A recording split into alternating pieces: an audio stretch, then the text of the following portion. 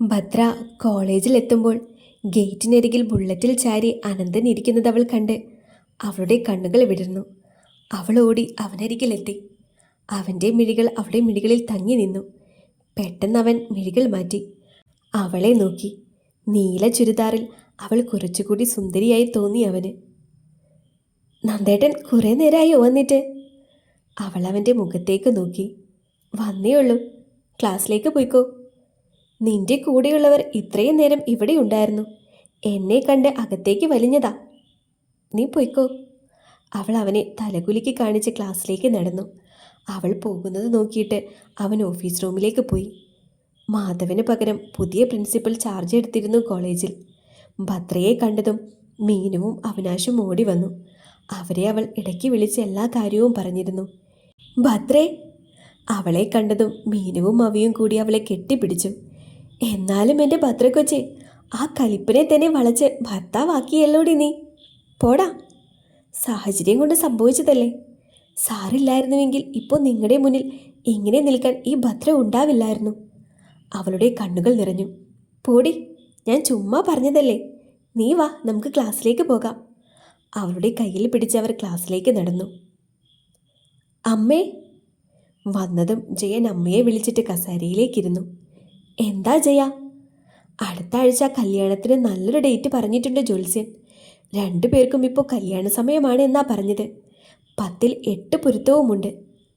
ജയൻ സന്തോഷത്തോടെ പറഞ്ഞു നിർത്തി. എന്നാ അങ്ങനെ ചെയ്യാം മോനെ. എൻ്റെ കുട്ടിയുടെ കണ്ണു നിറയാതെ അവൾ സന്തോഷത്തോടെ ഇരുന്നാൽ മതി. നീ ഇപ്പോൾ തന്നെ വിമലയെ വിളിച്ച് പറയേ. ശരി അമ്മേ.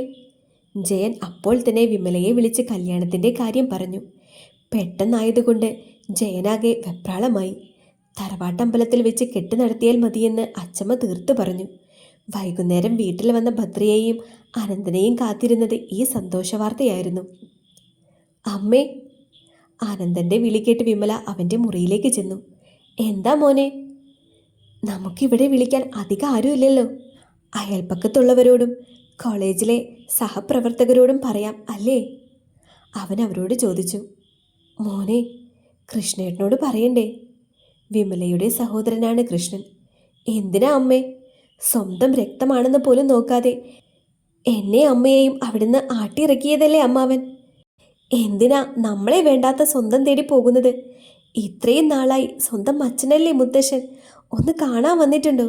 ആരുമില്ലാതെ നമ്മൾക്ക് തുണയായി നമ്മുടെ കൂടെ ഇറങ്ങിയതാണ് മുത്തശ്ശൻ.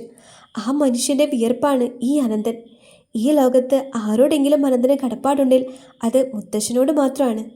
ആ മനുഷ്യൻ നമ്മുടെ കൂടെ ഇല്ലായിരുന്നുവെങ്കിൽ ഞാനും അമ്മയും ഇന്നുണ്ടാകുമായിരുന്നോ? വിമലയുടെ മുഖം താഴ്ന്നു. സത്യമാണ്, മാധവനിൽ നിന്ന് ചതി പറ്റിയെന്നറിഞ്ഞപ്പോൾ കൂടെ നിന്നത് അച്ഛൻ മാത്രമാണ്.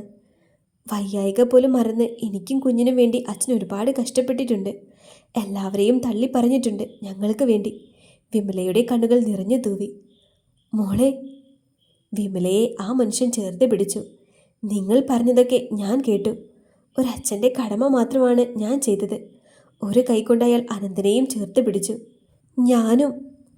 ഇത് കണ്ടു നിന്ന ആദിയും മുത്തശ്ശൻ്റെ നെഞ്ചോട് ചേർന്ന് നിന്നു. മുത്തശ്ശൻ്റെ മനസ്സും കണ്ണു നിറഞ്ഞു. എൻ്റെ മക്കൾ, എൻ്റെ ലോകം. ദിവസങ്ങൾ മുന്നോട്ട് പോകുന്തോറും കല്യാണ ഒരുക്കങ്ങൾ മുന്നോട്ട് പോയി. കുറച്ചു പേരെ മാത്രമാണ് ചടങ്ങിന് ക്ഷണിച്ചത്, 2 വീട്ടുകാരും. ഈ വിവരം അറിഞ്ഞ രാധിക വിവാഹം മുടക്കാനുള്ള കരുക്കളും നീക്കി തുടങ്ങി. ഇതറിയാതെ അനന്തനും ഭദ്രയും ഒന്നിച്ചുള്ള ജീവിതം സ്വപ്നം കണ്ടു തുടങ്ങിയിരുന്നു. രാധികയുടെ നീക്കങ്ങൾ ശ്രദ്ധിച്ചുകൊണ്ട് ഡെന്നീസ് ഉണ്ടായിരുന്നു. ഒരു വിധത്തിലും അനന്തൻ്റെയും ഭദ്രയുടെയും ജീവിതത്തിൽ ദുരിതങ്ങൾ വരാൻ സമ്മതിക്കില്ലെന്ന് ഉറപ്പിച്ചുകൊണ്ട്. ഇന്നാണ് ഭദ്രയുടെയും അനന്തൻ്റെയും കല്യാണം.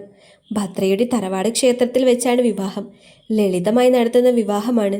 കസവ് സാരിയിൽ അതീവ സുന്ദരിയായി ഭദ്ര. ആനന്ദൻ അവളെ നോക്കി നിന്നു.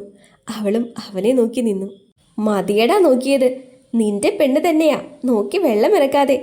ഡെന്നീസ് അവൻ്റെ വയറിനടിച്ചുകൊണ്ട് പറഞ്ഞു. പോടാ, ഞാൻ എൻ്റെ പെണ്ണിനെയാ നോക്കിയത്. ഡെന്നീസിന് നേരെ മുഖം കുറിപ്പിച്ച് പറഞ്ഞു. വാ മോനെ, മുത്തശ്ശൻ്റെ അനുഗ്രഹം വാങ്ങ്. ആനന്ദൻ മുത്തശ്ശൻ്റെയും വിമലയുടെയും ജയൻ്റെയും കാൽത്തൊട്ട് വന്നിച്ച് ഭദ്ര അവനരികിൽ വന്ന് നിന്നു. 2 പേരും പരസ്പരം നോക്കി. ചെറുചിരിയുണ്ടായിരുന്നു 2 പേരുടെയും ചുണ്ടിൽ. മുത്തശ്ശൻ കൊടുത്ത താലി ഭദ്രയുടെ കഴുത്തിൽ ചാർത്തി അനന്തൻ അവൻ്റെ പാതിയാക്കി മാറ്റി. അവൾ തൊഴുതുകൊണ്ട് അവൻ്റെ താലിമാല ഏറ്റുവാങ്ങി. മരണത്തിൽ നിന്നല്ലാതെ ഈ താലിമാല എന്നിൽ നിന്ന് അടർത്തി മാറ്റരുത് എന്നവൾ മനമുരുകി പ്രാർത്ഥിച്ചു. അവൻ അവളുടെ സിന്ദൂരരേഖ ചുവപ്പിച്ചു. കണ്ണടച്ച് അവൾ അതും ഏറ്റുവാങ്ങി. ജയൻ ഭദ്രയുടെ കൈപിടിച്ച് അനന്തൻ്റെ കയ്യിൽ ഏൽപ്പിച്ചു. ഒരച്ഛൻ്റെ ജീവിതത്തിലെ ഏറ്റവും സുന്ദരമായ നിമിഷം. അയാളുടെ കണ്ണുകൾ നിറഞ്ഞു. അനന്തനെയും ഭദ്രയെയും അയാൾ ചേർത്ത് പിടിച്ചു. ക്ഷേത്ര ഓഡിറ്റോറിയത്തിലായിരുന്നു ഭക്ഷണം ഏർപ്പാട് ചെയ്തിരുന്നത്. ഭക്ഷണം കഴിച്ചു കഴിഞ്ഞ് പോകാനുള്ള മുഹൂർത്തമായി. ഭദ്ര ജയനോട് ചേർന്ന് നിൽക്കുകയായിരുന്നു. അവളെ അയാൾ ചേർത്ത് പിടിച്ചു. അനന്തൻ്റെ അരികിൽ നിർത്തി. എൻ്റെ ജീവനാ മോനെ ഇവൾ. ഇന്ന് വരെ സങ്കടം അറിയിക്കാതെയാ വളർത്തിയത് എൻ്റെ കുഞ്ഞിനെ. കുറച്ചു ദിവസം എൻ്റെ കുഞ്ഞ് ഒരുപാട് സങ്കടം അവളുടെ അമ്മയിൽ നിന്ന് ഏറ്റുവാങ്ങേണ്ടി വന്നു. അതിൽ നിന്ന് അവളെ പുറത്തേക്ക് കൊണ്ടുവന്നത് മോനാ. മോൻ്റെ കയ്യിൽ എൻ്റെ മോള് സുരക്ഷിതയായിരിക്കുമെന്ന് എനിക്ക് ഉറപ്പുണ്ട്. എന്നാലും പറയുക, നോക്കിക്കോണേ മോനെ, പ്രാണനായ എൻ്റെ. അയാളുടെ കണ്ണുകൾ നിറഞ്ഞു തുളുമ്പി. ഭദ്ര അയാളെ ചുറ്റിപ്പിടിച്ചു. അച്ഛാ. അച്ഛനും മകളും ഒരുപോലെ കരയുന്നത് കണ്ട് ചുറ്റുമുള്ളവരുടെ കണ്ണുകൾ ഈറനായി. എന്താ ജയ ഇത്? മോള് പോയിട്ട് വരട്ടെ. അച്ഛമ്മ അവളെ ജയനിൽ നിന്ന് മോചിപ്പിച്ച് അനന്തൻ്റെ അരികിലേക്ക് ചേർത്ത് നിർത്തി. കൊണ്ടുപോയിക്കോടാ മോനെ, ഞങ്ങളുടെ ജീവനെ നിന്റെ പ്രണയമാക്കാനായി. അച്ഛമ്മ ചെറുചിരിയോടെ അവൻ്റെ ചുമലിൽ തട്ടി. അയ്യേ, എല്ലാവരും ഇങ്ങനെ സെൻറ്റി അടിക്കാതെ, ആദി പറഞ്ഞു. വാ മോളെ, വണ്ടിയിൽ കയറി. വിമല അവളെ ചേർത്ത് പിടിച്ച് വണ്ടിയിലേക്ക് കയറ്റി. പിറകെ അനന്തനും. ഡെന്നീസാണ് വണ്ടി ഓടിച്ചത്. അരികെ ആദിയും ഉണ്ടായിരുന്നു. അച്ഛാ. പോയിട്ട് വാ മോളെ. വണ്ടി നീങ്ങി. കരഞ്ഞുകൊണ്ടിരുന്ന ഭദ്രയെ അനന്തൻ നെഞ്ചോട് ചേർത്തു. വിമലയുടെ കയ്യിൽ നിന്ന് നിലവിളക്ക് വാങ്ങി ഭദ്ര വലതുകാൽ വെച്ച് ആ വീട്ടിലേക്ക് കയറി. പൂജാമുറിയിൽ വിളക്ക് വെച്ച് അവൾ പ്രാർത്ഥിച്ചു. ഏട്ടത്തെ. ആദി ഭദ്രയെ കെട്ടിപ്പിടിച്ചു. ആദി, മോളെ മുറിയിലേക്കാക്ക്. രാവിലെ മുതൽ ഇതൊക്കെ ചുറ്റി നിൽക്കുമല്ലേ. ശരിയമ്മേ, വാ ഏട്ടത്തി. ഏട്ടത്തിക്ക് ഇവിടെയെല്ലാം അറിയാമെങ്കിലും ഒരു നാത്തൂൻ്റെ കടമയല്ലേ. അവൾ ഒരു കണ്ണിറുക്കി ചോദിച്ചു. പോടി കാന്താരി. ഏട്ടത്തി, ഇതൊക്കെ ഞാൻ അഴിച്ചു തരാം. മുടിയിൽ നിന്ന് മുല്ലപ്പൂ അടർത്തി മാറ്റി. അവൻ്റെ താലിയും മാലയും ഒഴിച്ച് ബാക്കിയൊക്കെ അവൾ അഴിച്ചു മാറ്റി. ഏട്ടത്തി ഒന്ന് ഫ്രഷായിട്ട് വാ, ഞാൻ പുറത്തുണ്ടാകും. ശരി മോളെ. ആദി പുറത്തിറങ്ങി വാതിൽ ചാരി. ഭദ്ര ഒരു ടോപ്പും ലെഗിനും എടുത്ത് ഫ്രഷാവാൻ കയറി. അവൾ ഫ്രഷായി ഇറങ്ങിയപ്പോൾ അനന്തൻ മുറിയിലുണ്ടായിരുന്നു. അവളെ കണ്ടതും അവൻ മുഖമുയർത്തി നോക്കി. കുളി കഴിഞ്ഞ് തോർത്തു മുടിയിൽ ചുറ്റി വെച്ചേക്കുന്നു. മുടിയിൽ നിന്നൊഴുകുന്ന നീർത്തുള്ളികൾ അവളുടെ കഴുത്തിലൂടെ ഊർന്നിഴങ്ങി വസ്ത്രത്തിനുള്ളിലേക്ക് മറിയുന്നു. പെട്ടെന്ന് അവൻ മിഴികൾ മാറ്റി.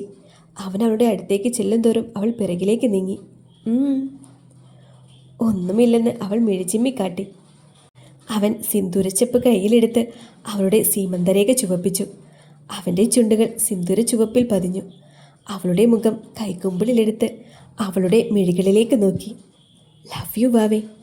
അവൻ്റെ ചുണ്ടുകൾ മുഴിഞ്ഞു. അവളുടെ മിഴികൾ പിടഞ്ഞ് അവനോടുള്ള പ്രണയത്തിൽ അവൾ വിവശയായിരുന്നു. അവൾ അവൻ്റെ നെഞ്ചിലേക്ക് ചാഞ്ഞ് അവൻ്റെ നെഞ്ചിൽ ചുണ്ടമർത്തി. നന്ദേട്ടാ, എന്നെ ഒരുപാട് ഇഷ്ടമാണോ? നിനക്ക് സംശയമുണ്ടോ? ഇല്ല. പെട്ടെന്ന് തോന്നിയ ഇഷ്ടമാണോ?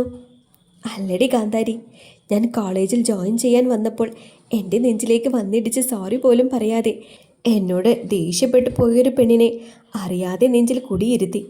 പിന്നീട് എപ്പോഴോ അതൊരു പ്രണയമായി മാറി. നിനക്ക് ഒരു അവകാശിയുണ്ടെന്നറിഞ്ഞപ്പോൾ മറക്കാൻ ശ്രമിച്ചു. പക്ഷേ ദൈവം എനിക്ക് തന്നെ തിരിച്ചു തന്നു എൻ്റെ പ്രണയത്തെ, എൻ്റെ പ്രാണനെ. അവളുടെ നെറ്റിയിലും കവിളിലും അവൻ്റെ അതരങ്ങൾ ഇക്കിളി കൂട്ടി. അവസാനം അവളുടെ അതരത്തിൽ എത്തി നിന്നു. പതിയെ അവൻ അവളുടെ അതരങ്ങൾ സ്വന്തമാക്കി. നീണ്ടുനിന്ന ചുംബനത്തിനൊടുവിൽ അവൻ അവളെ മോചിപ്പിച്ചു. ഭിത്തിയിൽ ചാരി അവൾ ശ്വാസം വലിച്ചു വിട്ടു. പെട്ടെന്ന് അവൻ അവളെ വലിച്ച് അവൻ്റെ നെഞ്ചിലേക്കിട്ട് അവളെ മുറുകെ കെട്ടിപ്പിടിച്ചു. ഒന്നിനും ഭദ്രയെ വിട്ടുകൊടുക്കില്ലെന്ന് ഉറപ്പിച്ചുകൊണ്ട്.